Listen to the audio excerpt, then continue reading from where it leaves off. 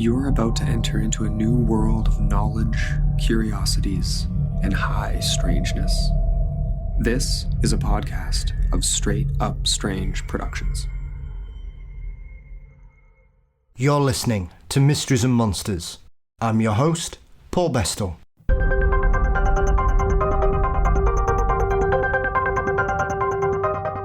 On this episode, I'm joined by author and investigator Shetan Noir.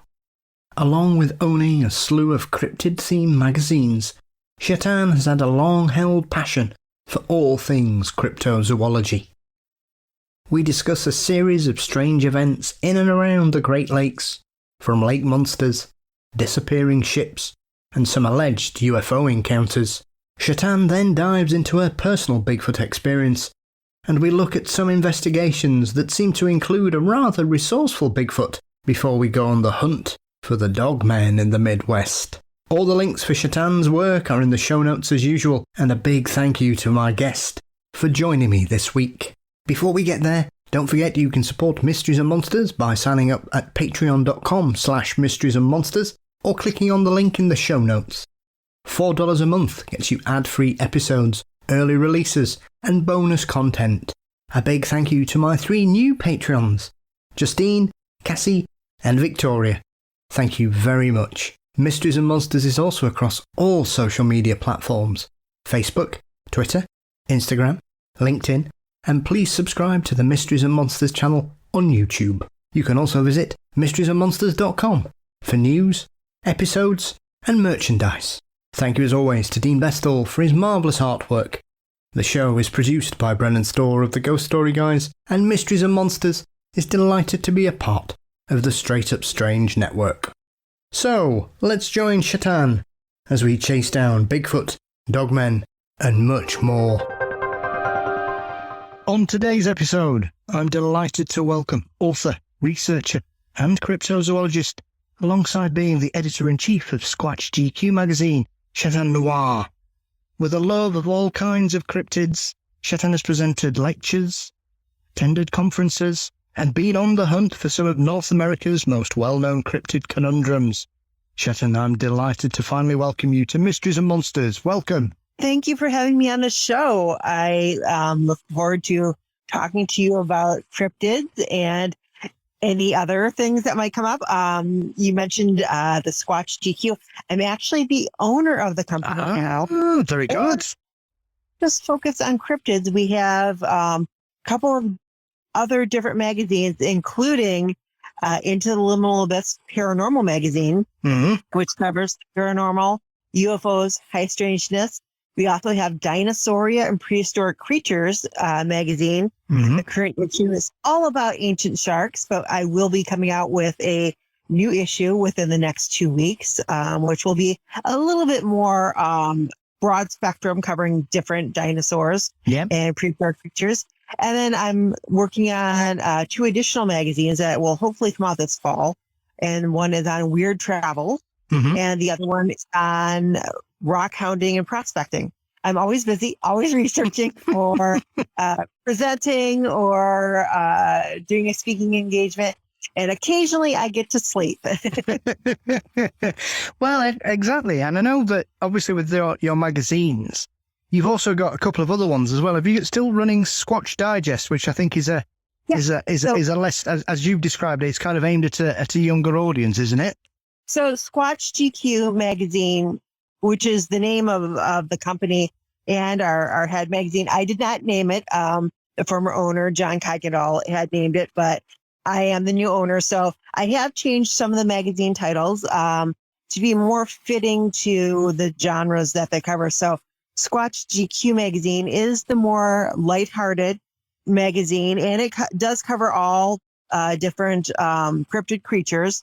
Now, Cryptozoology Digest, which replaces Squatch Digest, is more about the nuts and bolts of investigations, evidence collecting, the forensics science behind it, talking to like eDNA experts and things of that nature, where it's more in depth and more of the how to and where to find information that you need as a field researcher who investigates.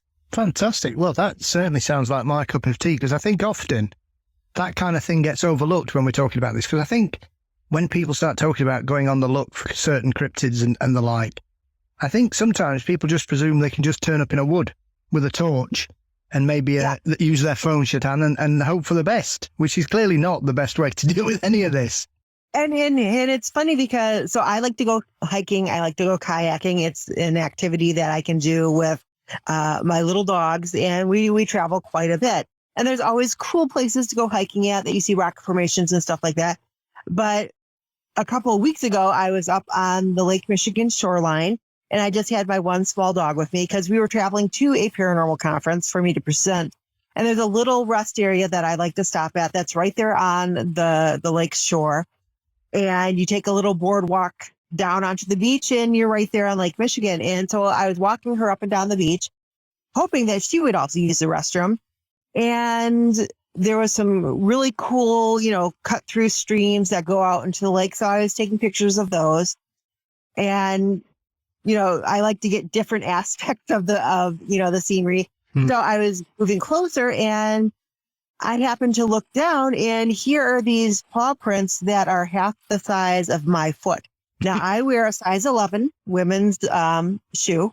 So I took pictures, and I'm like, well, good thing I have my camera, my cell phone camera with me, and my little dog, because I could take a picture of my foot next to these footprints. And the track was only about, from the path that the animal took, it was only about 100 feet or so from the rest area. Wow. And traveled down the beach to the water's edge.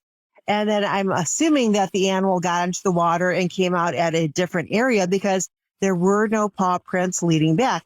But this was one of those moments where I have my camera. That's about it. I can take pictures of it. I didn't have any casting material with me. And it's one of those things where you don't expect to find huge tracks. Of course, sand is one of the best substrates to leave a track in. But here I am looking at this huge part. So I get to the concert or to the conference, and I'm showing Ken Gearhart and all the other cryptozoologists this picture. I'm like, so what do we think this track is? And they're like, well, it's not there. I'm like, nope. And they're like, well, that's a very large canine. I said, yes. And this large canine was coming into a populated, area where people frequent all hours of the day and night, and was just doing its thing. So everybody always, I have my cryptid backpack that has my casting materials and everything like that in it. And the one time you leave it in the car because you're like, oh, I'm just going to walk the dog, around this area. That's when you find the evidence, and you're like, oh, by the time I get back, it's going to be contaminated with other people's footprints and stuff like that. Or the weather's going to change it. And so you never can guesstimate when you're going to have to cast something or you're going to come across evidence. But those cell phones do come in handy to get pictures of it. So what was it that when you got bitten by the monster hunting bug then, Jenna? Because I know your mum, I believe, works for the American Bear Organization, doesn't she? Doing a lot of work. Is it with black bears especially? Yeah, she is the black bear curator for the North American Bear Centre up in Minnesota. And my curiosity fascination with cryptids actually happened and began when I was a child. So much earlier in life than I guess what other people would assume. So my first feet in the water, so to speak, experience with cryptids or creatures that are in areas that you don't think that they're supposed to be in was when I was between 9 and 10 years old. And my family would frequently go camping as our family vacations, and would do so probably every other weekend. And this particular summer, my parents had come across this campground called Crystal Lake here in Michigan. And just like its namesake, it's the lake that you could go fishing on, crystal clear. You could see all the way to the bottom, which was a nice thing, but a terrifying thing at the same time, because also at this campground, in a dog kennel, they had a 6-foot alligator. Mm. So as a young child seeing this alligator in the pen, and there's signage all over, don't stick your fingers in, don't feed it. And I'm going, well, if they caught that in that lake, I don't want to go fishing. I don't want to go swimming. And there was no convincing me otherwise that, this alligator probably came from Florida. One of those tourist things where you could buy, baby alligators for $10 and have it as a pet. And somebody probably grew it out and now it was living there. But that did not make sense to my young mind at that time. Now I can easily, dismiss that. Not only did they have the alligator in a kennel there, and they had a little cement pond and seemed to be quite happy there. But one of the family movie nights that they had, they decided they would show the Patterson-Gimlin film and The Legend of Boggy Creek. Oh, fabulous. So seeing these big Sasquatch, Bigfoot creatures walking through the woods and reaching into people's houses to grab them, that was terrifying. And I do believe I spent the next half an hour hiding in the women's bathroom until two very nice older ladies escorted me back to our truck camper. And my parents and my brother were like, really?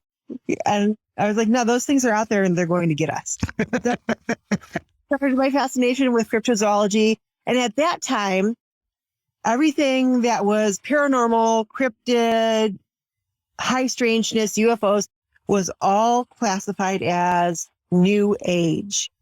So when you wanted to find out information about this stuff, you would go to the library and you would ask for the New Age section.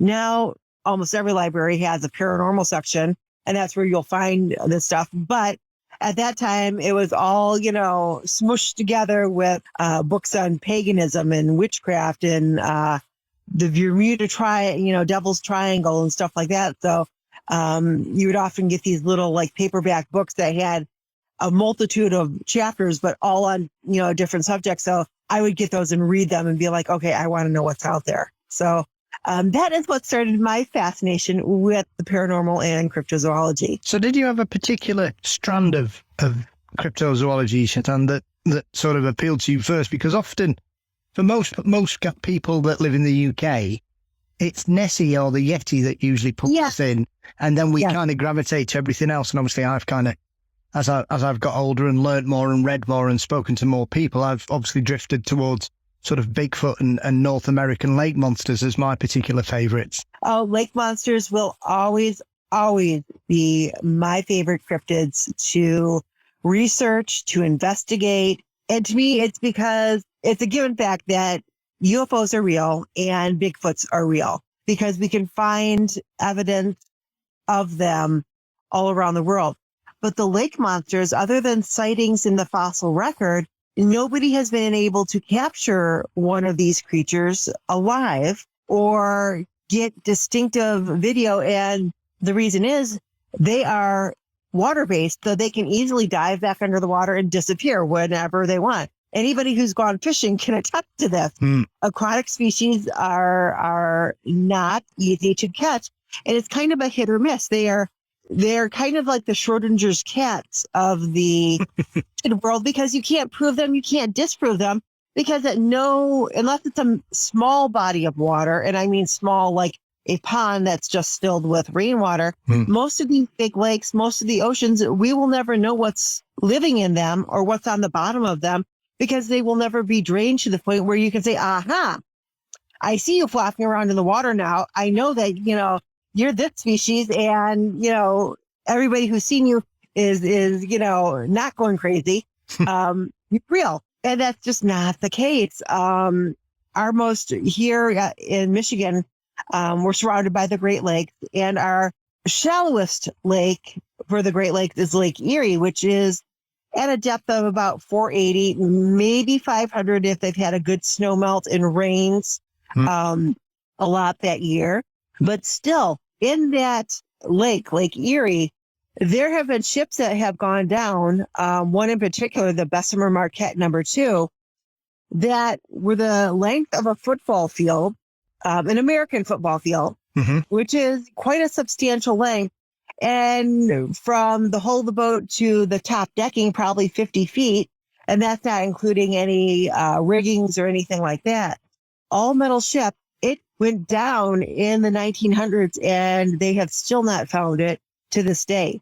Mm-hmm. It's missing somewhere on the lake bottom. So if that stationary object that is that huge can go missing and it has not been found yet, then a free-moving, intelligent creature can pretty much navigate the lake however they want and avoid humans and live quite happily down there, because we do have a huge fish supply in all the Great Lakes. They're stocked with everything from perch and bluegill all the way up to salmon. And these are ample food sources for any marine predator that might be, looking to have a snack. So we definitely have the expanse for them.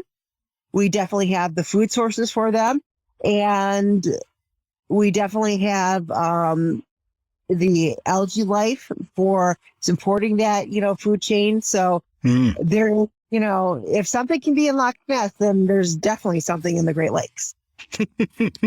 I think for a lot of people who aren't from that area of the world, Shetan, it often surprises me just how little outsiders know about the Great Lakes area, because they are amazing places. They're almost like, they are essentially inland seas because of their size, and they seem to create their own environments. And obviously, a lot of them, as you mentioned about what happened in Lake Erie, a lot of them have these amazing stories of disappearing ships or strange accidents that have happened with really large ships and frigates that have almost vanished as if they've turned invisible.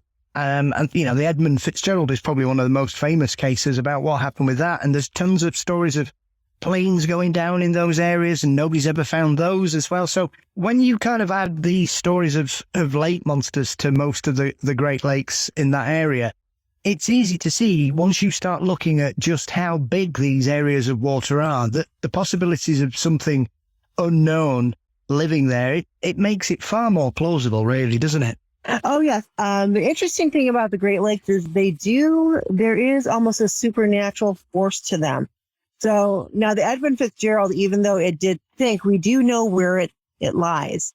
It's actually a protected area of water in Lake Superior, and the Coast Guard actually have sensor buoys up all around it, so that if anyone attempts to dive on it without permission, I believe your first fine is $250,000. The second fine is, I believe, $500,000. So they're quite stringent with that.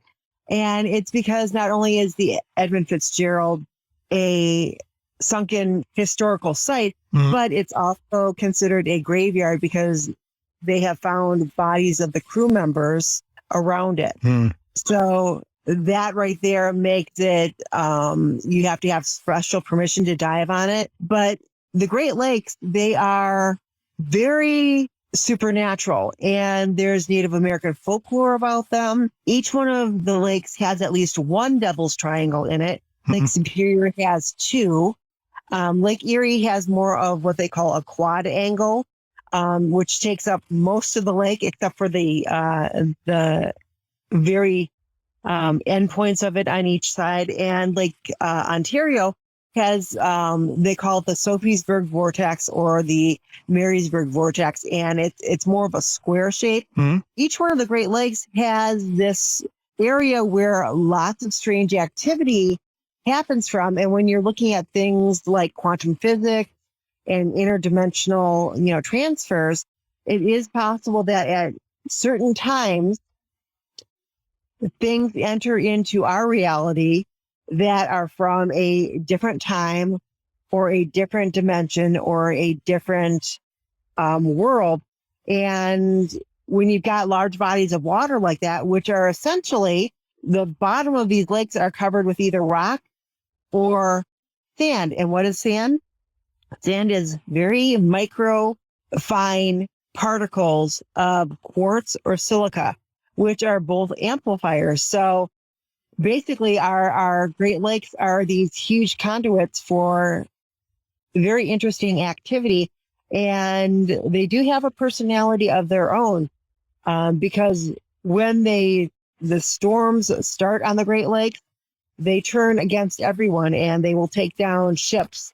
But they are just so fascinating. And the ghost ships, the haunted lighthouses,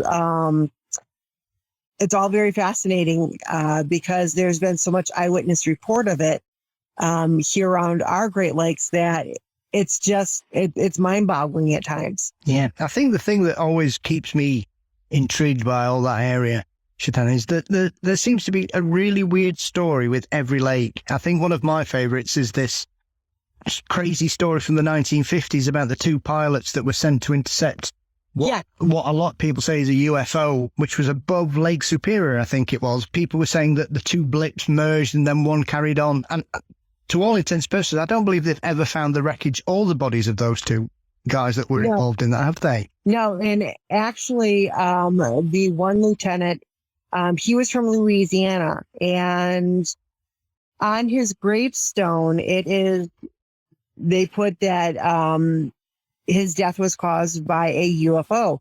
And so the family fully believes that their son is on a UFO somewhere. And now Lake Superior, in its defense, is one of the deepest bodies of fresh water anywhere in the world. And the chances of finding the Edmund Fitzgerald, that is, I don't want to say easy, but it was a huge ship that they could find using sonar, using navigational equipment, and they were able to approximate where she went down, where she sank, so they could find it. But when you're talking a smaller plane, even fighter jets, when you look at them in comparison to the freighter ships that we have, they're very small. Yeah. And if it went down in rough waters, it probably disintegrated upon impact.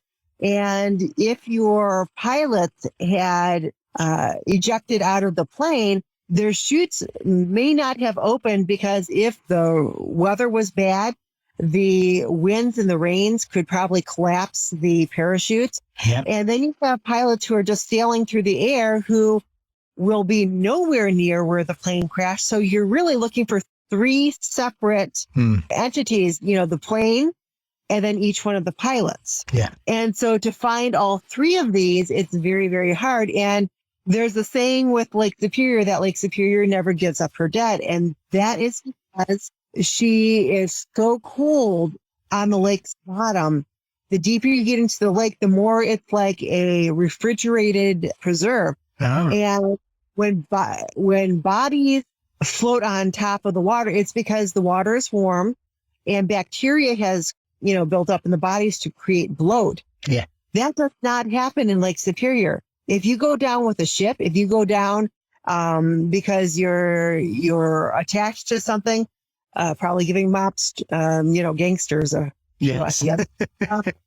You do not float to the surface ever, even if what you're attached to disintegrates and falls off of the body, they don't float back up because it is so cold on the bottom of the lake that she just keeps you. And there are numerous shipwrecks around Lake Superior that we do know that there's human remains in, but they don't come to the surface because they are either inside the ship itself or the bodies have decayed to the point where it's just skeleton left. And she keeps her dead. And it's just because she's so deep that they stay cold and they stay very well preserved. So the chances of finding that aircraft or the pilots who were involved are very, very slim, if they are, in fact, even in Lake Superior. Yeah. The reports that I have read about this incident, which involved Kinross Air Force Base, which is no longer there up in the UP of Michigan, is, like you stated before, the person monitoring the radar watched as the large mass they were chasing reversed direction and started coming towards the aircraft, the fighter jets that were chasing it, pursuing it, and then they merged into one. And then the larger craft took off. Yeah. So to me, that is, and this happened at night. So to me, this is, classic UFO activity of, it was here, it was being pursued, and instead of navigating away from them, it decided to pursue them and encounter them. I think as well, it's one of those cases from that era where the official story doesn't make much sense, especially as the fact that they changed it 3 times. Because at first they said the pilot had suffered vertigo and crashed the plane. And I was thinking, well, how do you know that? And if this guy does get vertigo, what's he doing flying a plane, for God's sake? And then they said it was a Canadian plane that had caused the incident, and stuck with that until Canada went, what you want about? There's none of our planes in this area. What are you talking about? And then they just said they'd crashed. And then they said it was a hot air balloon that they had encountered, but nobody in their right mind, or even slightly crazy, or even batshit crazy, would fly a hot air balloon over Lake Superior, especially that far over Lake Superior, and expect to make it to the other side in one piece, because Lake Superior is not known for being gracious for long periods of time. No. And her temper tantrums can happen in an instant, where you go from, oh, what a lovely day, the lake looks so calm, to, oh my God, it's a 2-foot whitecap that's, starting, and soon those are going to be, 20-foot whitecaps out on the lake. And yeah, let's just go further inland. Absolutely. Never trust anywhere where you have ice tsunamis, because that footage of what goes on during the winter in the Great Lakes is incredible. Oh, yes. And that is part of the reason why even most ships in the early 1800s and even into the 1900s, there was a standard that said you had to be, your ship had to be off the lakes by, I believe it was 2 days before Thanksgiving. And really, they didn't open the lake back up until early part of April. And that's because if you got caught out on the lake and the ice surrounded you, even if you could walk across the ice to get back to the shore, on the lake's edges, we have these interesting little anomalies that happen where the ice turns into boulders and the waves shifts it back and forth. Yeah. So essentially what these become is battering rams, and you cannot navigate through them on your own as a human being. You will get your body parts broken. Yeah.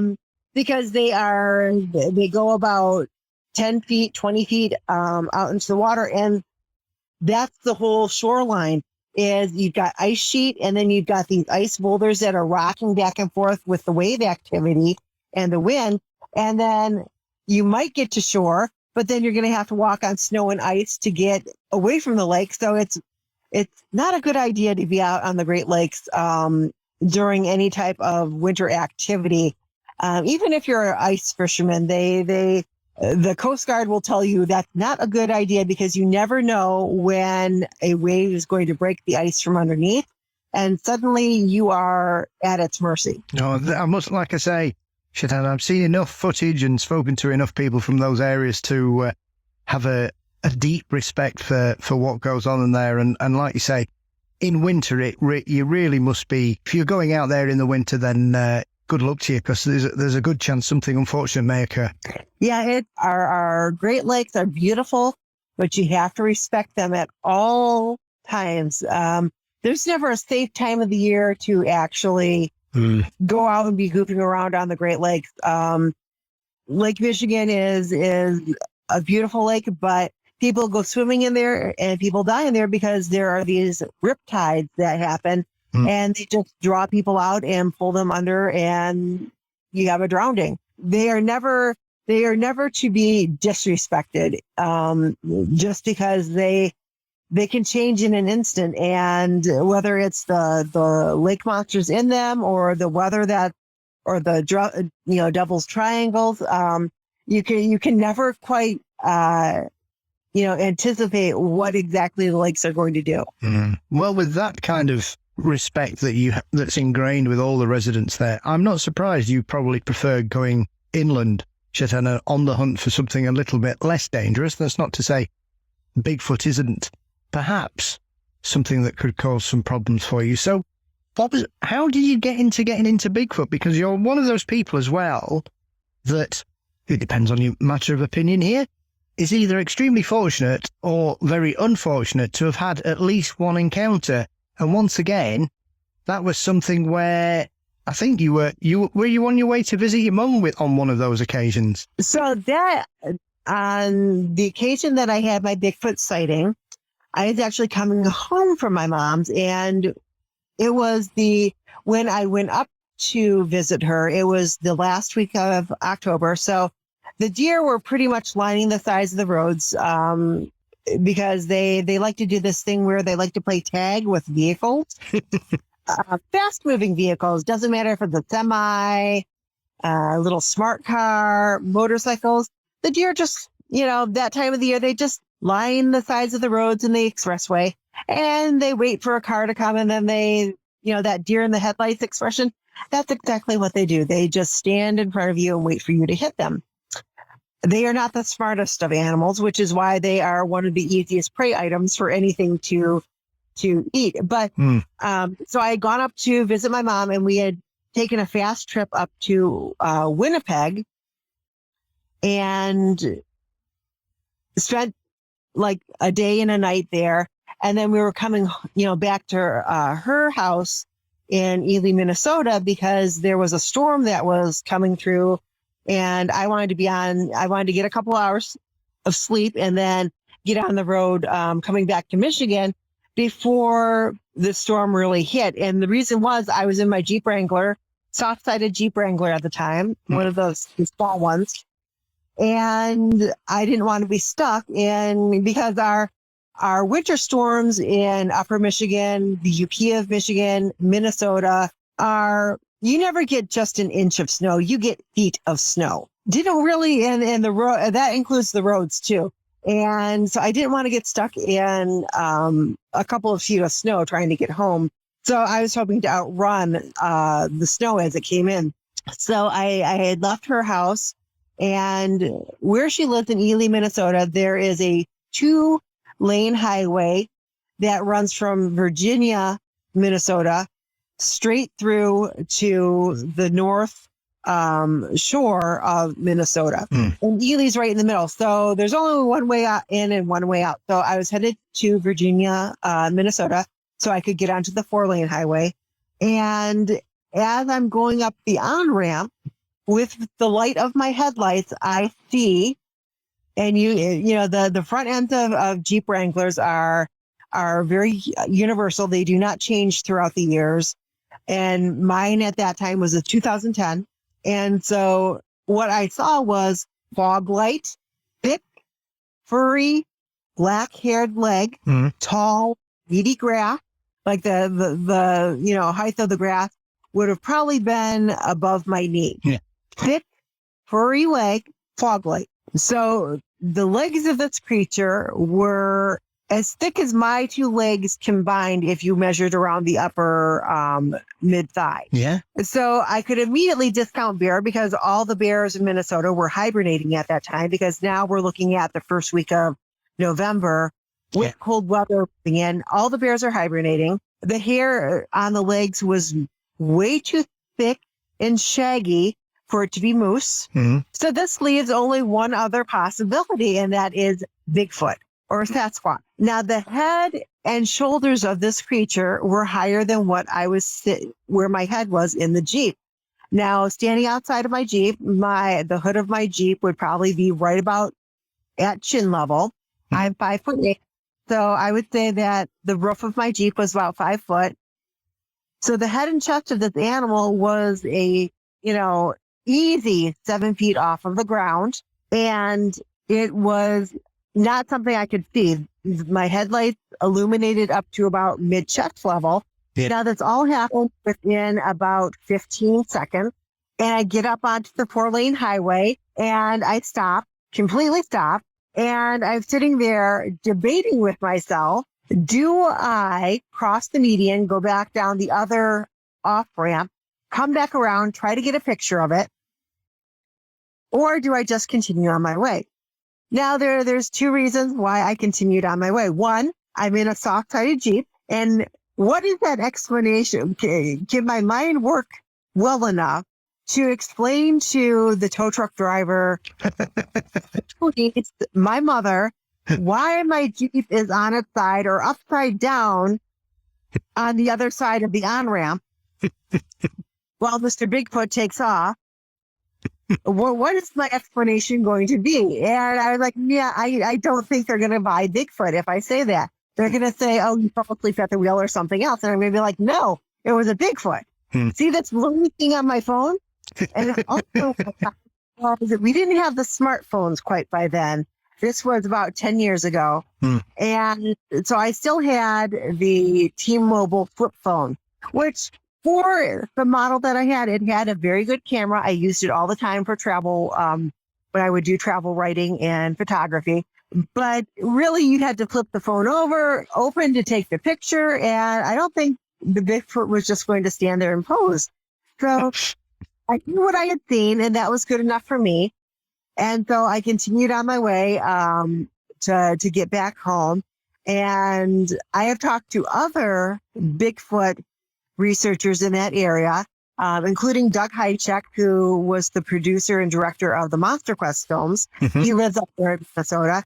And they're all like, yeah, that we've had sightings reports in that area. And I'm like, so I did see a Bigfoot, and that was good enough for me. Did you? Because often when people have these encounters, regardless of how fleeting they are or as innocent as that is, because you're just watching something on its way past, on it passing through more than anything, and you've just happened to come across it at the right time.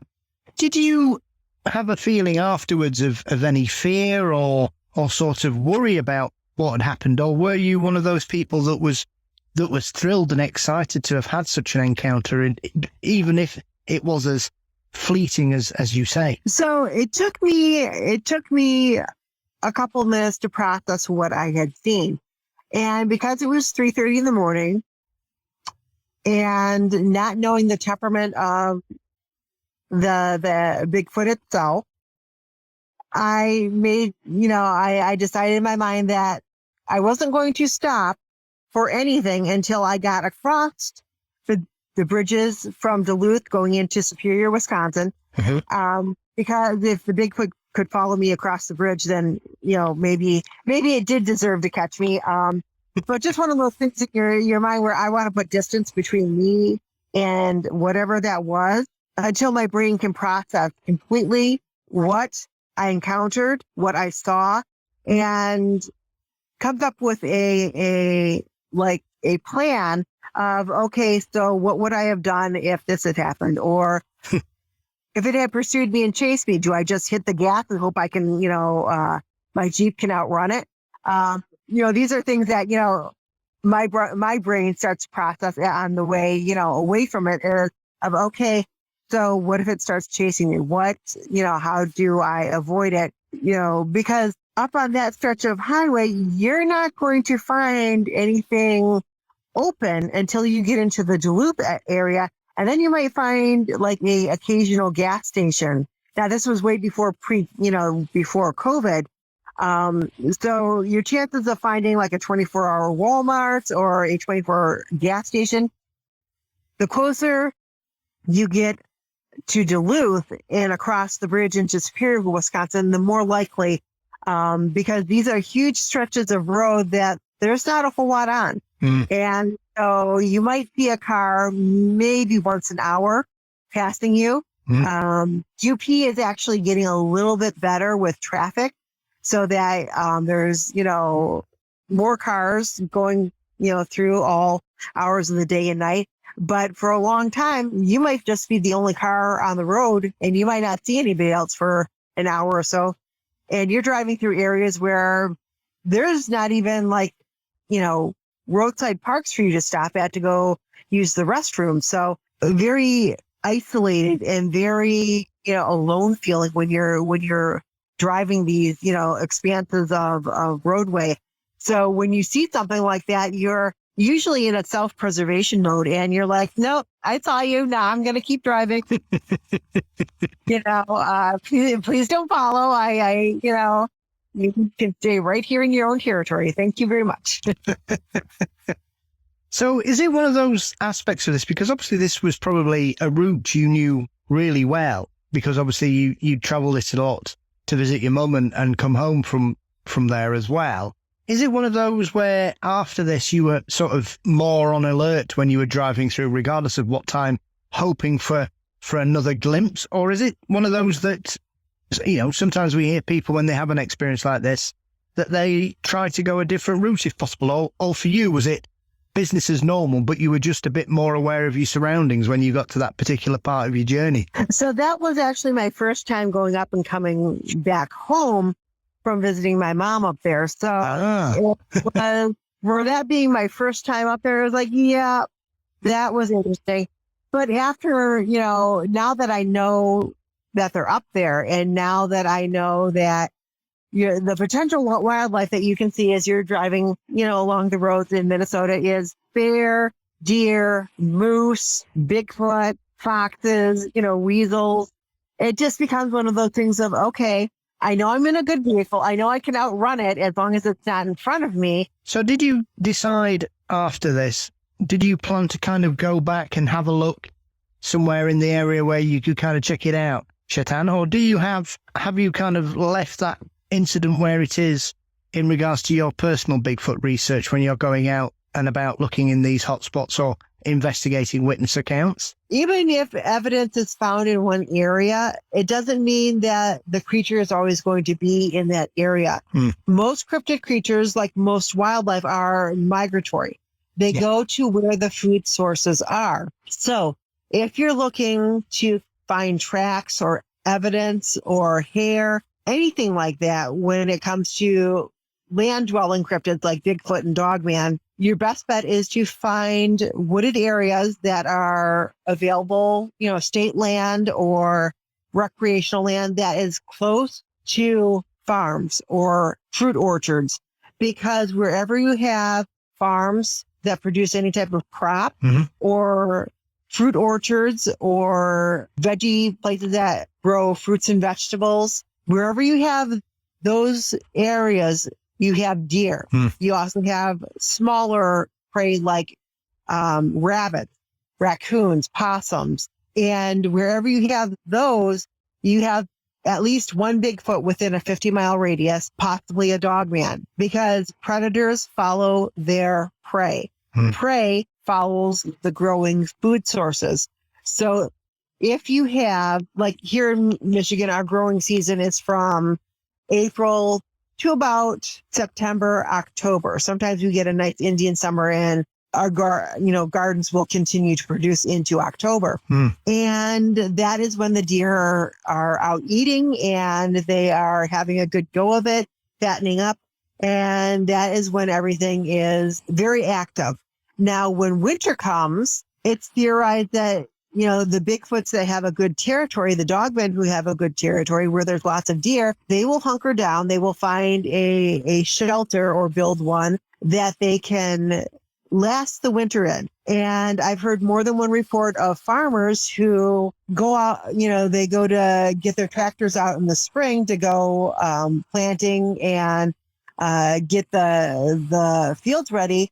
And they find deer carcasses in like a corner of their barn. Now, they haven't used the barn all winter, but something was using it as a shelter because they have all these deer carcasses. And one of the ones that I found most interesting was I was at a Bigfoot event in West Branch, Michigan, and a farmer came in and he said, I know I have them on my property because you tell me what else could take a adult deer that weighs a couple 100 pounds and throw it up on top of these large circular bales of straw and hay that we process and put in our barns for our livestock.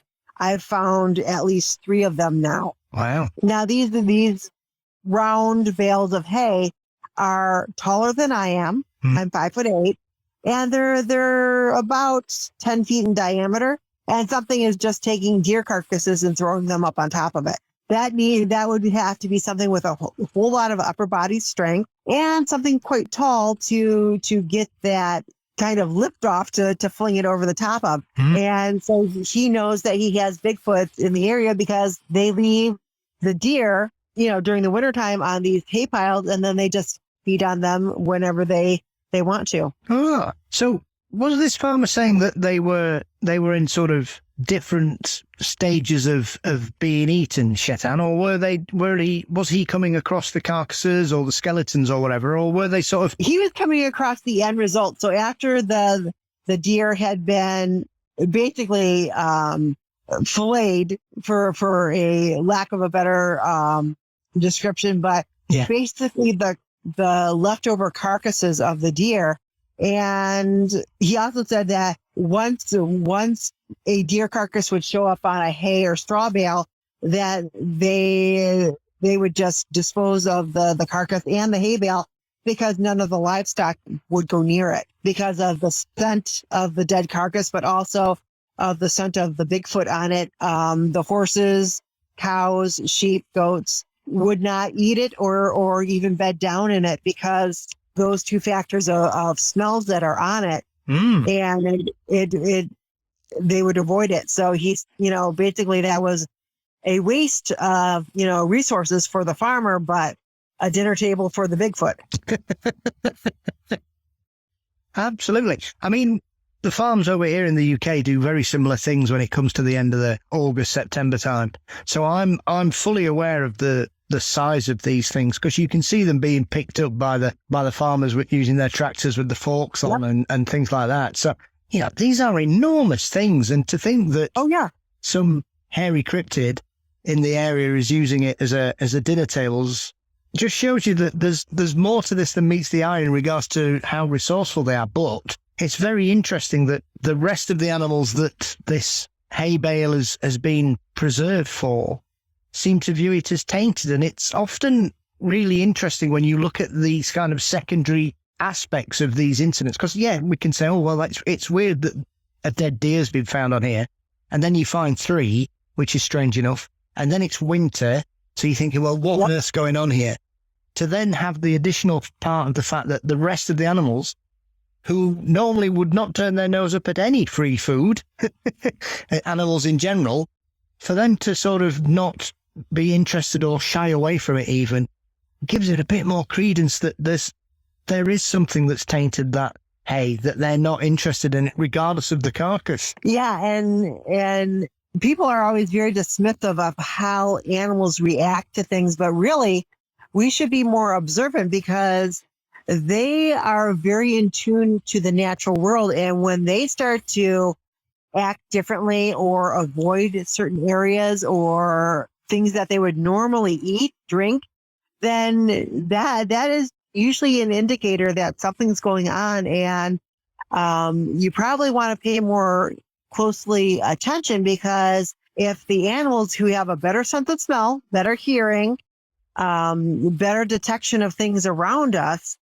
deer and rabbit in particular, they are always observant and they can detect when something is coming near them. And the odor and the smell that people report when they encounter a Bigfoot or a dogman, and it's not a pleasant smell. It's very skunky, very wet doggish, very almost putrid smelling. And it's because I do believe that they mask themselves in the scents that are around them. So dead grass and leaves, rubbing those on their coat, that gives them a different scent than a predator. Finding the scat of the deer and rolling or rubbing that on yourself. Well, that definitely makes you smell more like one of them. And this is why we see it in canines. Canines will often roll in other animals' scat because to them it smells wonderful. To us humans, it's like gag, gag, gag. go get the dish soap. But to the dog, it's like, oh, this is the best thing ever. Yeah. Because now I can sneak up on whatever I'm hunting. And even though I look like a dog, even though I move like a dog, like a predator, I don't smell like one. I actually smell acceptable. So if I play my cards right, I can probably get close enough to that prey item and do a surprise attack on it, an ambush attack on it, and maybe I actually catch the animal and get to have that as a snack or a meal. And so I think that, the Bigfoots and the Dogmans, they have perfected this. And for the animals out there, it's just a natural smell. For us, it's like, oh my God, what is that horrible stench? Skunks don't think that they smell bad compared to other skunk. Yeah. Foxes make a similar odor when they're musking, or spraying. So to them, it's a natural smell, and they smell good. And you won't necessarily see a deer freaking out because they smell a skunk nearby. And so when you have these ambush predators like a Bigfoot or a Dogman, the more they smell like natural occurring creatures, the easier it is to catch your prey. I've always been intrigued by accounts such as the one you've just mentioned there, when it's these people that have spent their entire lives or their livelihoods working on farms or in the woods or things like that. And obviously, Michigan is a state renowned for its hard-working populations and the fact that it's a very, certain areas are very farm orientated and they're quite remote, as you were describing earlier. So is it one of those aspects that because of the size of the state and the type of business that goes out there and the agricultural history of the area, incidents like the farmer finding his hay bales being used as dinner tables, are there other similar reports from other isolated farms, or is this one of those weird things that we occasionally come across in the world of Bigfoot, Shetan, where whoever's using that particular area seems to be quite clever and have its personal choices in regards to how it likes to eat its dinner? So Bigfoot, just like human beings, just like any other species population around the world, you have parents that raise offspring. Offspring learn from the parents. But occasionally, through ingenuity, a individual of a species will come across a better way of doing something. And then within a short period of time, even non-related individuals will pick up on this technique. And so I always refer back to a research that was being done on an island, and they were, the scientists were working with the local primate community. I believe they were macaques. And they really liked sweet potatoes, but to draw them in and to observe their behavior, the scientists would just throw the sweet potatoes in the sand. Well, the monkeys weren't too pleased with this because sand would get all over the sweet potatoes, and they would spend a long time brushing the sand off. That is until a small young female decided that she would wash her sweet potato in the local stream that was nearby. And then she didn't have sand on her sweet potato, and she could eat it as quickly as she wanted to. Well, within one observation of this young female doing this, the whole entire tribe of her family picked up on it and started washing their sweet potatoes in the stream to get the sand off of them. Other researchers in other parts of the world who were observing different types of primates but doing the same type of thing started to notice a sudden change in behavior where if they were given a fruit or a vegetable that had any type of dirt or sand on it, the primates would immediately take it to a water source and wash it. So it was like a light bulb went off, but then became like a firework, and spread the knowledge to primates everywhere that if you don't want sand on your food, you wash it in water.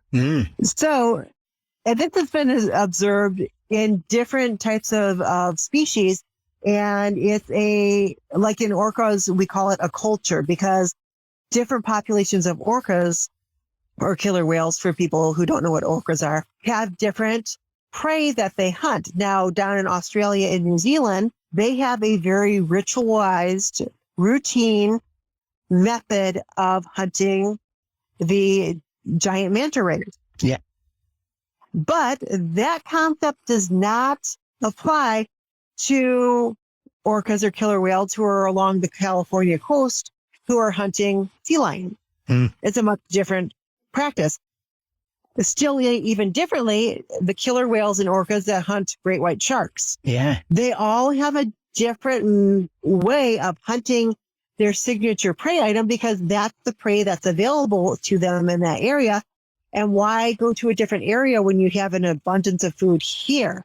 But researchers have noticed that sometimes you will get a group of killer whales who displays a interesting way of hunting a certain species in one area of the world, suddenly being picked up in another area of the world. And those killer whales are adapting it towards how they hunt that particular species that they're after. So there is a cognitive ability within species to come up with concepts and ideas. I don't know how many times I have thought of an interesting idea and been like, oh, that would be really clever. And that would be a cool idea. And then within 6 months, I'm seeing other people coming out with a similar device or art project or something like that. So there's a cognitive ability. So even though, we might think, oh, this is one random act that one particular Bigfoot is doing, chances are, if you were to compare notes of farmers all over the United States who will admit that there's Bigfoots, I would say a good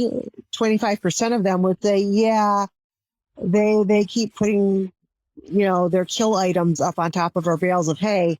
And, they do it all the time. And then other ones would be like, oh, so you're sure that a Bigfoot's doing that? We were dismissing it off as this species doing it or that species doing it, like a mountain lion or bear or, something like that. But now that you talk about it, yeah, that does make more sense that a animal with great upper body strength could heave the whole deer on top of this bale of hay without disturbing the outer edges of the bale of hay. I think often people completely underestimate the intelligence of animals because we arrogantly presume that we're the only ones that seem to show intelligence. And yet you can find examples of behaviors being learnt or animals adapting to certain situations like having dirty food remarkably quickly. And as you say there, the speed in which the animals around it will learn the same thing is remarkable. And yet we are supposed to comprehend that these creatures don't have a language or an ability to learn new things. And yet, as you were on about with the orcas attacking great whites, that's only something people have recently discovered because for eons, the great white was seen as the key predator in the sea. And now we know that certain orcas in certain areas of the world will deliberately target great white sharks as a food source, which is remarkable. But once again, this is something that if you'd have told people this 20 years ago, marine biologists, they'd have said you were mad. Right, because everybody thinks that the great white shark is the biggest predator in the ocean. And at one time there was a shark, the megalodon, that was the biggest predator, but the sperm whale, the killer whale, the giant octopus or giant squid or colossal squids, these are bigger predators, and they're all competing for the same resources in the ocean. So you become that much better of a hunter when you're providing for your own. And with the killer whales, it's a whole family group that's hunting you, not just, we know that the great whites are solitary. They only come together to mate. Yeah. And if there's a really good food source, like a whale carcass floating offshore, you will see multiple shark species feeding on that whale because that's the focus point. The whale carcass is the focus point. Yeah. That's what they're feeding on. Now, if it was just one strip of blubber or a sea turtle, you would see other sharks fighting to get that food source. It's just so fascinating watching how nature learns and how it interacts and everything in nature, the animals, the weather, plant matter.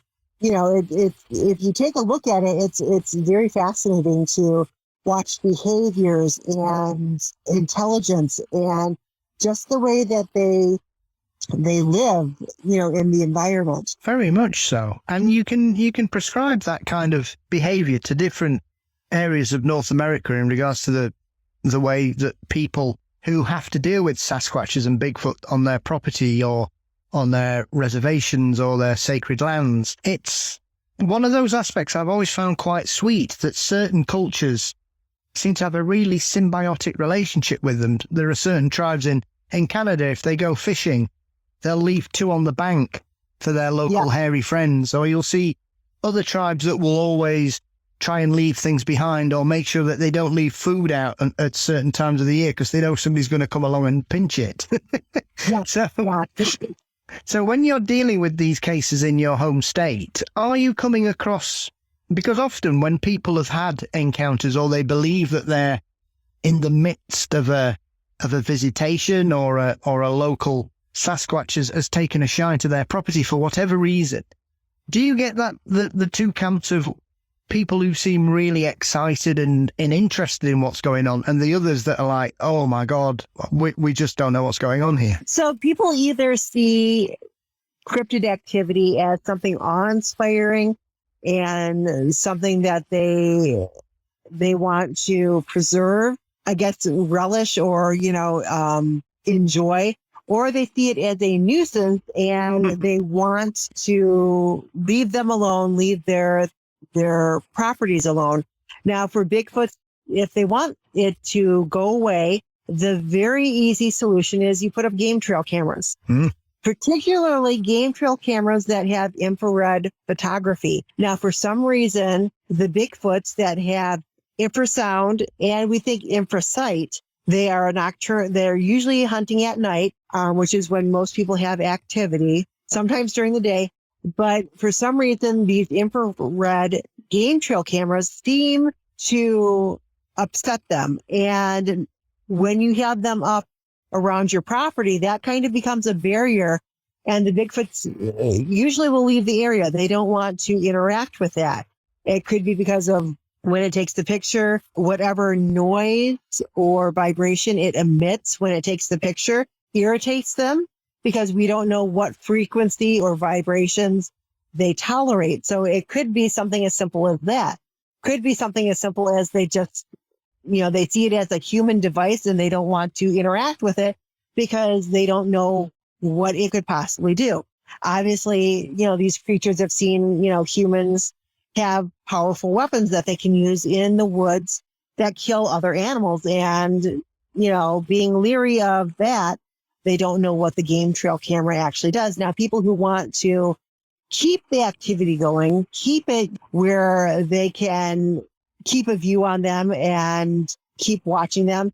It's a process that that biologists, animal researchers call habituation, which is you start putting out their favorite food items. Now, for hunters, this is called baiting. Yeah. And your intent is you're not going to ever shoot it or injure it, because that breaks the trust and they will flee the area. But here where I live, we, for about 10 years, we had generation after generation of foxes here on the property, which I love our foxes. But within the last 2 years, the more that people were staying home because of the pandemic, our foxes took notice of this. And even though we were putting out food for them, the foxes became way too leery of human activity and have moved on to a different area. And so we still put out food, but we are drawing different species. So we put out, corn and sunflower seeds and whatever food that we're not, going to eat, like leftovers and stuff like that. And now we have the raccoons and possums coming up. We have ravens frequenting the yard because, hey, free food. We have deer coming into the yard and eating. We also have bald eagles, which 10 years ago, you were lucky to see bald eagles in Alaska. Well, now here where I live in the middle of the state of Michigan, we have a nesting pair of eagles within a half-mile radius. And because we have woods all around our house, we frequently see them soaring through the sky and hear them calling. So if you want to get a species to come to you, all you have to do is find out what it likes to eat and start putting it out. Now, this wouldn't work if you are in a urban neighborhood where it's, a subdivision or something like that. But if you're in a neighborhood that's very woodsy and the houses are far apart, if you've got a farm down the road from you or there's deer in the area, see what you have the potential for drawing in. Yeah, I mean, foxes are, once again, as we were talking about how clever animals are, they seem to take notice of things like that really quickly. And where I live, we've got tons of urban foxes, but you wouldn't know it because I think in the 15 years I've lived around here, I've seen 2 ever. And one was in a massive deep freeze we had about 2010, and it literally walked past me by about 3 yards. Just walked past me on the street, didn't even bat an eyelid, just tossed it off, and I was like gobsmacked. I was like, wow. And then I saw one on a late night coming home, and I was walking alongside a park, and there was one in a bin, and it came running out with a kebab that it had found in its bin, and off it went, yapping away. It was delighted that it had got itself a little takeaway. So they are remarkably clever creatures who seem to be very aware of their surroundings. And so I often see pictures in the local Facebook pages of people who found them asleep in their gardens or whatever. Oh, yeah. And we know there are lots of them. You can hear them and you can sometimes smell them. And certainly dogs seem to know where they've been, as we were talking about scat earlier. But you wouldn't see one normally, despite the fact that there's a fairly substantial population. So that doesn't surprise me in the slightest. Yeah, they're very intelligent. I would say probably one of the most intelligent of canine species because they know how to work within the human world. And that means they know that humans will put food out in their trash. But they also know that there are food sources. Wherever there's humans, there's food sources. And we produce quite a bit of garbage. When we're driving down the road and we hit an animal, there's always that roadkill, which is available for them to eat. We plant gardens, which have yummy, tasty fruits and vegetables in them. And I know if my little miniature pinchers take advantage of the tomatoes and berries, that the foxes probably gobble them up while we're, in the house or asleep at night. So people have chickens that produce eggs or ducks, that produce eggs. Eggs are a very highly sought after commodity in the natural world, just like bones are because of the calcium, but eggs in particular because they have that nice meal on the inside. But you can also eat that egg and get some more calcium in you. And mothers do this, mother animals do this quite a bit because they need that calcium. So raccoons and foxes, some people might think that they're a nuisance, but really, who's going to clean up that food scraps that you left out? Who's going to clean that up for you? Well, that's going to be your foxes and your raccoons. They are more than happy to take care of that for you. Yep, absolutely. Nature's vacuum cleaners. Oh, yeah.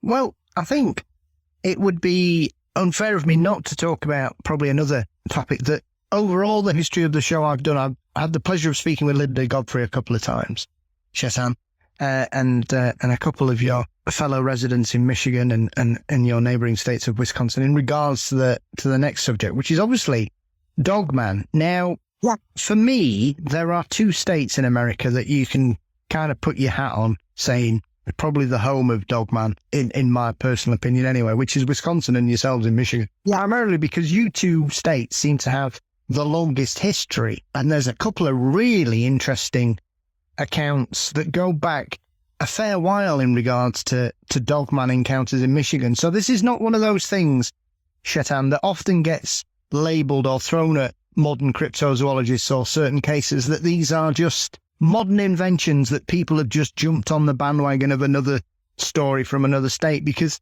I think the first alleged dogman encounter from Michigan is in the end of the 19th century, isn't it? The first encounter was said to be in a logging camp.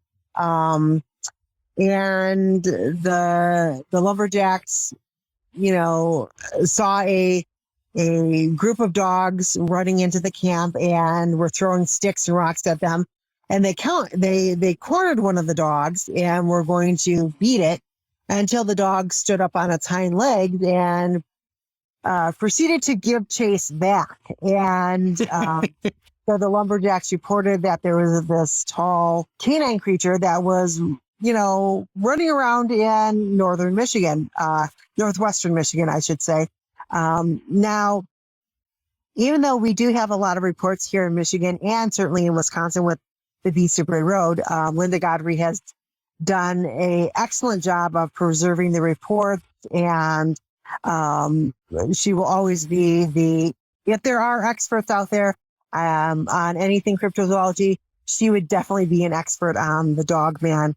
But what I have learned in all of my years of doing research is that a lot of people who initially thought they had a Bigfoot sighting, when they start giving details, there's some things that stand out. And we know with Bigfoot, they have a domed head, they have large shoulders, they have a large butt to, balance it out. Yeah.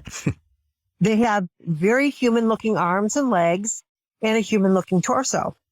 But when you get a report where they say, our Bigfoot had ears, and it had a snout to it, and the legs looked weird on it, then we start backtracking. We're like, that's not a Bigfoot, that's a Dogman.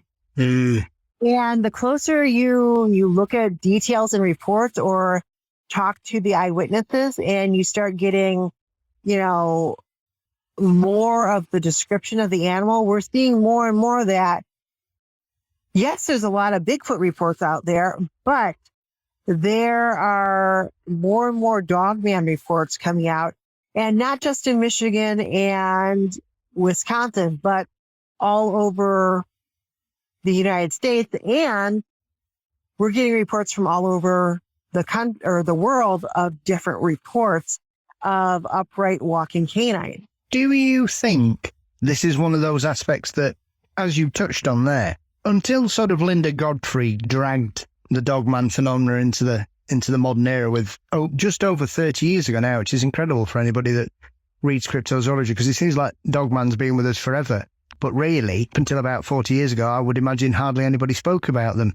That in this modern climate, Shetan, more people are comfortable sort of thinking about what they've seen, whereas 40 years ago, they might have just all sort of pigeonholed these encounters in, as you say, Bigfoots. But when they sit down and look at it and they realise it's got pointed ears and maybe a muzzle and it seems a bit different, that's when things start to sort of develop on their own. So do you think people have become more comfortable saying, because they realise they're not the only person that's seen this now?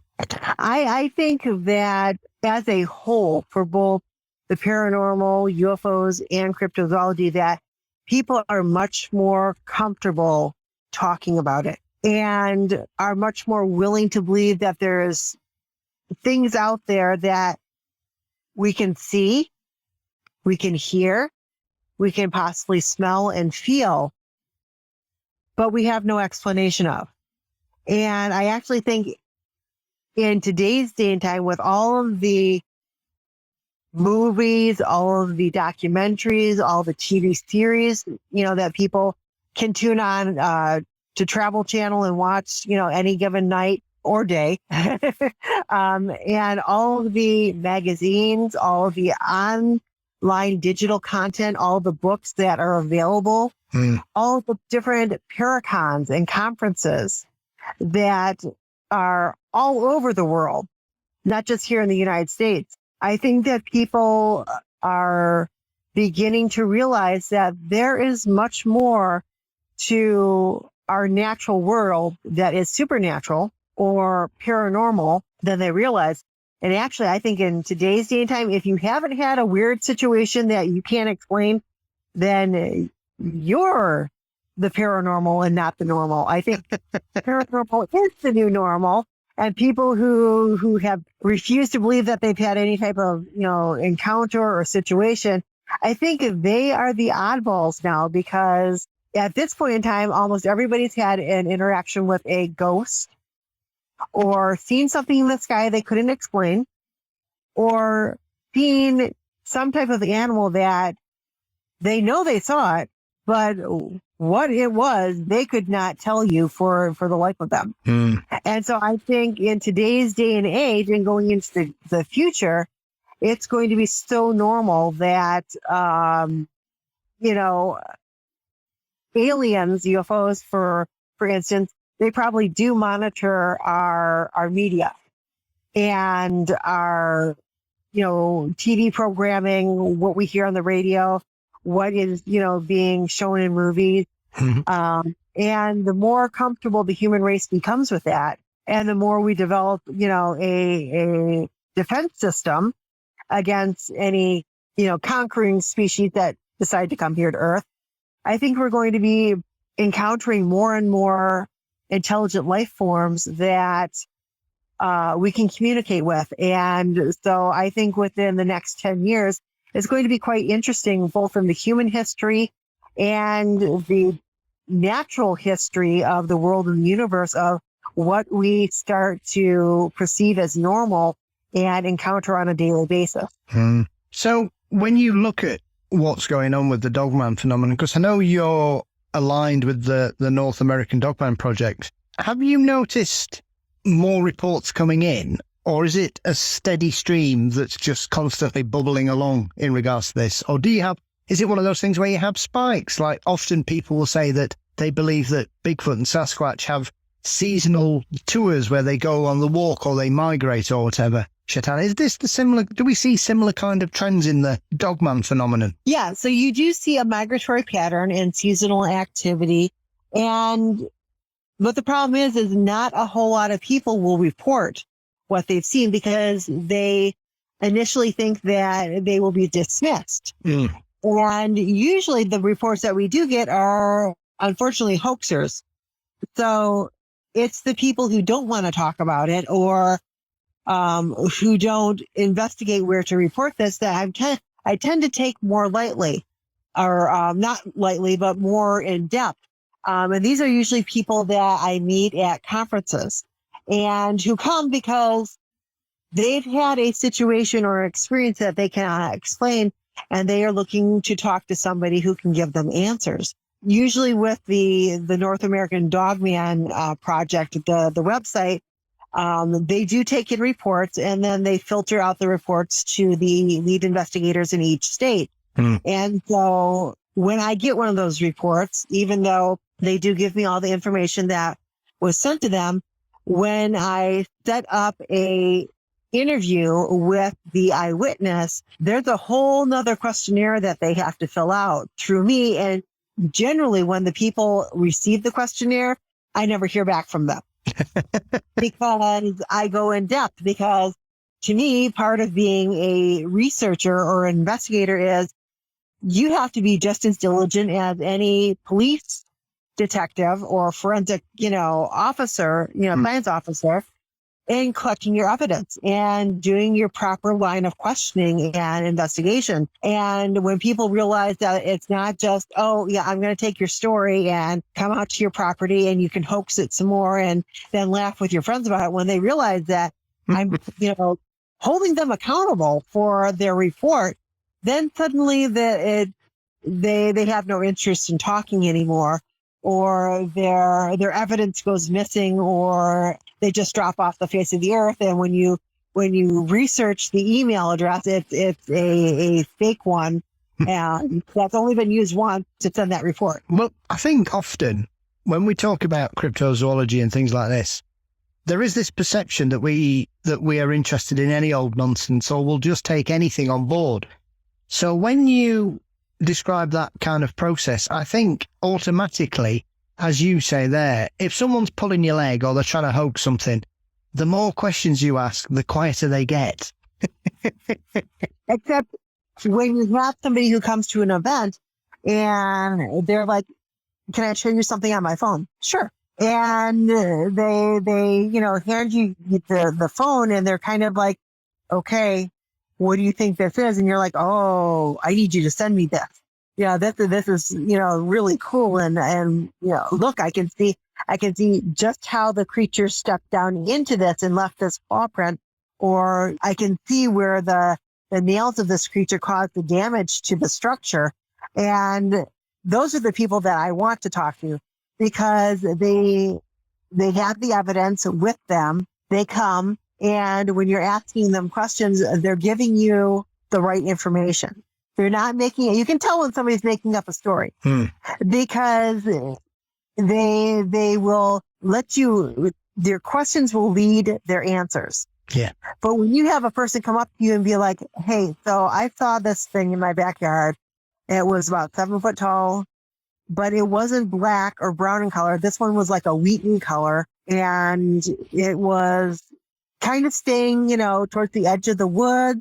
But it was fall, and we had a lot of, leaf litter, in the woods. So it was blending in really well, but I think it was checking out my chickens, or, it was watching us, to see when we were going to process the corn. And you get these details and you're like, okay, so you have a Bigfoot that has possibly disguised itself with mud or dirt to blend in with its surroundings. And yes, it is waiting for you to process the corn, because as you process that corn, it becomes they're going to get a real fast, easy way to get the deer as they're fleeing out of the cornfield. So they're setting up to see which direction you're going in order to anticipate which way the deer are going to go. So, and you start getting that conversation, and you're not leading their answers, but they're supplying you with the answers. I suppose one of the other aspects, and it's quite interesting at this point in time, when we're talking about hoaxes or the possibilities of people trying to pull a fast one. At the moment, there's this image doing the rounds, and I've heard you speak about this quite recently, and I've also spoken to both Ken Gerhardt and Doug Hychek about this particular footage of this alleged dog man hanging around outside a zoo, which just conveniently decides to stand still so it can have its picture taken. Yes, the Amarillo Zoo. Yep. Now, I will always bow to my more learned friends in this field, Shetan, and nobody that I've spoken to of that ilk, like Ken and Doug and others, believe it's anything other than somebody trying to pull the legs of people or the local media. Yeah. So the zoo actually came out with a statement, because they for about a month, they let it make the rounds on the internet, and then they decide, okay, enough is enough. So it is somebody dressed up as a wool type costume, and the zoo has full knowledge of the picture, because it was taken from one of their security CCTV TV cameras, and they posted it. They let it be posted on the internet because they wanted to engage what people's reaction to this would be. And everybody, said, oh, it's a werewolf or a dog man, or some people picked up on it and were like, no, that's somebody in a costume. And then Doug Hychek was like, so there's an easy test that we can do to determine whether it's real hair or if it's fake fur. And obviously it failed as being, real fur. And so now it has come out that, yes, this was a hoaxed picture. And, but people are still claiming it's a dog man, it's a real creature.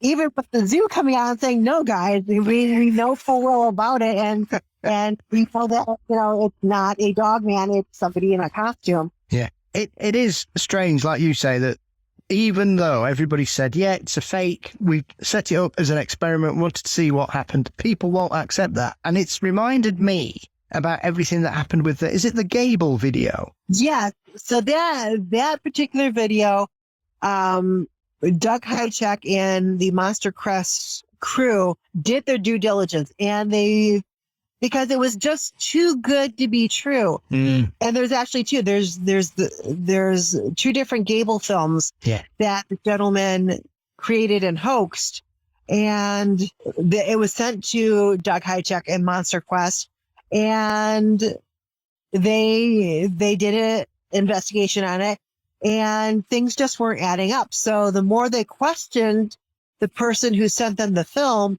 the more it started to come out that this was hoaxed. And that it was a guy in a ghillie suit who had one of those old style video cameras where it was almost real to watch, but then you're like, no, that's just too good to be true. Yeah. And if a creature rushing down the hill attacked the person who was filming the video, how did the video get to anyone so that they could watch it and see, oh my gosh, this creature's on there? So you know, those found videos or leaked videos, it kind of have to question, because it's like, okay, so what happened to the person holding on to the camera, and how did this footage become available to be uploaded onto social media? Yeah. I mean, it is remarkably well done, because the guy really went to town, because I think he'd set it in the 70s, hadn't he? And I'm not sure if he collected vintage vehicles or everything. Vintage snowmobiles, and so it looked very, even with film itself, it looked very vintage, very old. But he had this Monster Quest came out in the 2000s, and he had filmed this in about that same time period, and then, just sent it in. And there's still people who will argue that even though the gentleman admitted that it was a hoax, that he later changed his story that no, it was actually real, but the government, told him that was fake. And they still say that it's a natural occurring, or it's a dog man or something. And it's like, but you can now see, if you know what a ghillie suit looks like, and you watch this, you're like, yeah, that's a ghillie suit. Yeah. Marine snipers have been using them for about 20 years now. That's how they hide at the field, and you never know they're there. That's it. Definitely. I mean, it is, as hoaxes go, it's one of the best I've ever seen. It is so well made, and this whole backstory about these canisters being found at a car boot sale or whatever and coming into this guy's ownership. It's a remarkable story, but it was very interesting. The more they pressed, the quieter he became, until he just went, yeah, you've got me. So I think as hoaxes go, it's easily one of the best I've ever seen, but it's definitely a hoax. There's no secret government conspiracy with that one, I think. Yeah, that one we can easily dismiss, because it's an admitted hoax, and yeah, they got their 15 minutes of fame. But as researchers, as investigators, that episode of Monster Quest is very important for people to watch several times, because it gives you insight into the human psyche of how far people are willing to go to get attention and to kind of try to pull the wool over people's eyes, but also what to look for when you're trying to prove if something's real or something's a hoax. Definitely. Lessons to be learned on a lot of levels, I think, with that situation there. I think the last thing I want to touch about on Dogman, Shetan, before I let you leave me after your wonderful conversation today, is, as you've done these investigations, have you ever come across some of these weird accounts that we get in regards to Dogman, where there is this perception that they're being played with, the witnesses or the experiencers, that they have these encounters with creatures that seem to be aggressive, cunning, even in some instances that they seem to be receiving psychic messages, and they find themselves being chased or pursued or whatever, and at the last minute the creature decides to back away or feels that it's scared them enough. Are you still coming across those kind of encounters when it comes to Dogman? Because they always strike me as extremely unnerving. Well, so playing with your food is not a concept. Anybody who's ever owned a cat, and you watch how the cat antagonizes and pursues a mouse, when the cat at any time could kill the mouse instantly, but they want to play with it.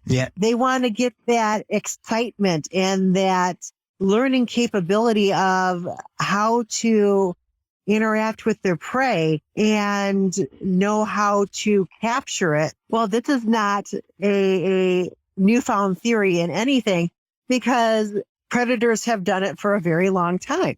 And dogmen, now when people encounter a dogman, it's because the dogman wants them to. Because we as human beings, even if we don't realize it, when we are fearful, when we are anxious, when we are excited, we emit a different odor. Yeah. Now, you can dismiss this, but when you go to a horse show or a dog show and you see handlers, especially owner handlers or new handlers walking around with a mouthful of peppermint, it's because they're trying to mask the scent that they're giving off so that the dog doesn't start acting fearful or anxious. Yeah. You want them to be confident.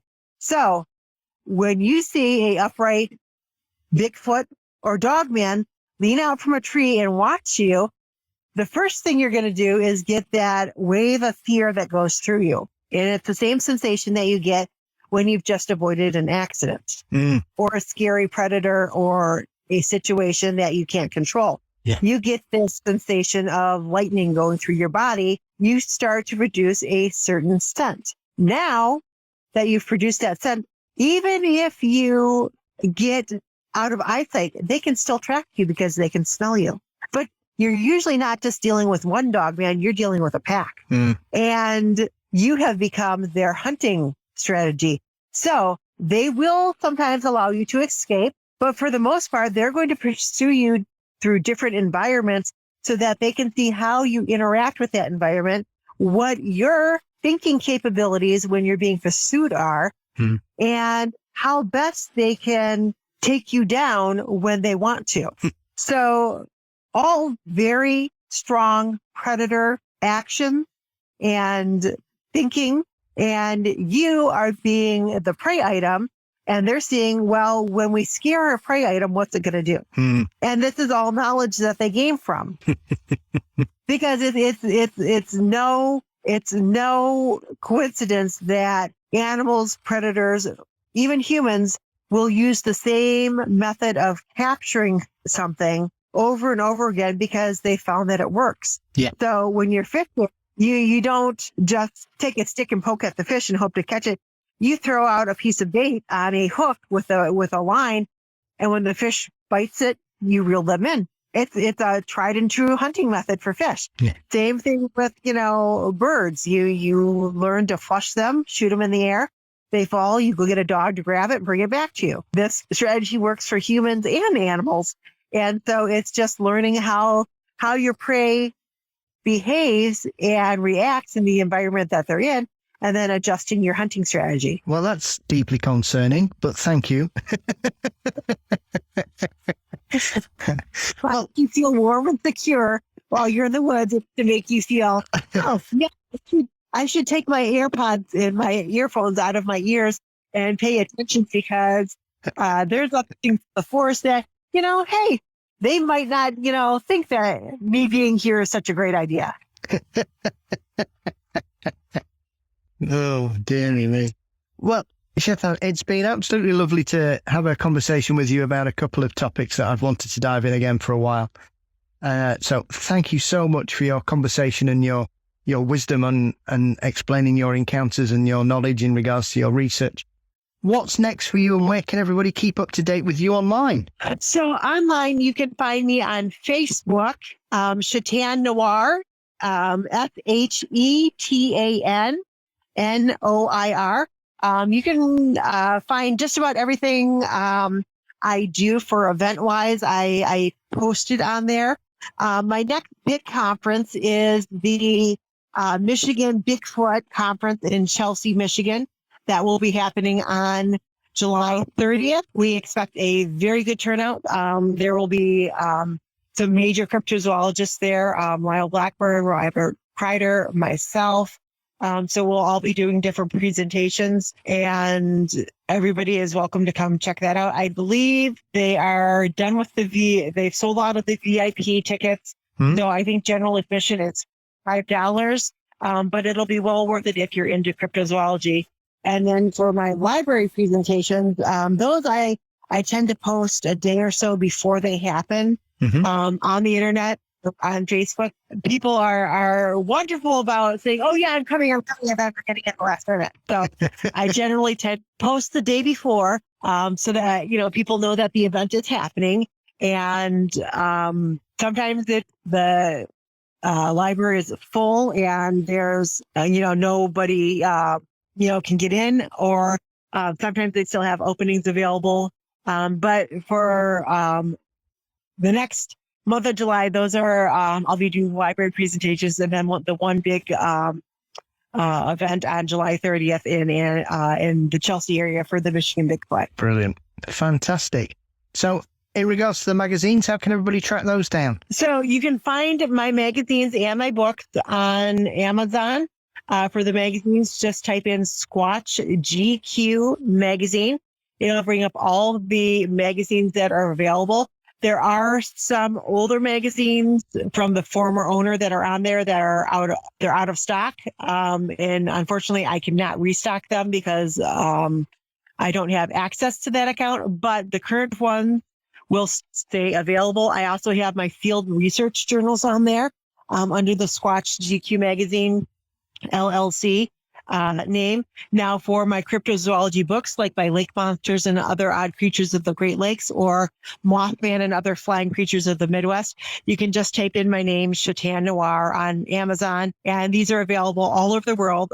Wherever you have Amazon distribution, you can get the magazines or my books. Fantastic. Well, once again, thank you so much for taking the time to speak with me today. It's been a real pleasure, and I hope we get the chance to speak again.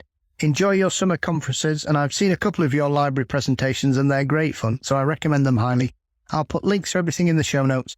So Shetan, thank you so much for your time today. Oh, thank you. Thank you for having me on the show.